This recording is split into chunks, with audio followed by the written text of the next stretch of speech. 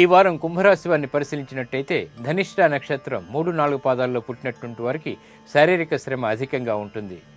మిత్రులు శత్రువులు అవుతారు. కుటుంబ వ్యవహారాల్లో కూడా పేచీలు ప్రబలమవుతాయి. అనుకోని సంఘటనల ద్వారా విస్మయాల్ని పొందగలుగుతారు.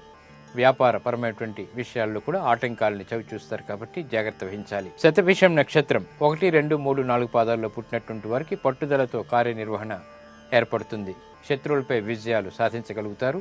అలాగే కోర్టు సంబంధిత వ్యవహారాల్లో కూడా విజయాలు చేజెక్కించుకోగలుగుతారు. బంధువుల ద్వారా ఏర్పడినటువంటి విభేదాల నుంచి బయటికి రాగలుగుతారు. స్థిరాస్తి విషయాల్లో కొంత అనుకూలత ఏర్పడుతుంది. పూర్వభాద్ర నక్షత్రం 1, 2, 3 పాదాల్లో పుట్టినటువంటి వారికి మంచి అవకాశాలు లభిస్తాయి. చేపట్టేటువంటి కార్యాల్లో కొంత ప్రోత్సాహం లభిస్తుంది.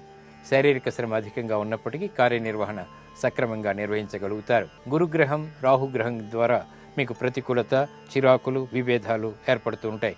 అవమానకర సంఘటనలు కూడా చోటు చేసుకుంటూ ఉంటాయి. ఈ ప్రతికూలత దోష నివృత్తికై చేపట్టవలసినటువంటి ప్రక్రియని పరిశీలించినట్టయితే దక్షిణామూర్తి యొక్క స్తోత్ర పఠనం బాగా ఉపయోగపడుతుంది.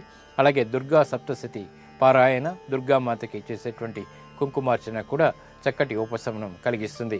శనగలు, మినుగులు, రాగి పాత్రలు ఈ వారం మీరు దానం చేయగలిగితే మంచి ఉపశమనం లభించడమే కాకుండా చిరాకులు దూరమవుతాయి. కోర్టు సంబంధిత వ్యవహారాల్లో కొన్ని విజయాలు మాత్రం సంపాదించుకోగలుగుతారు.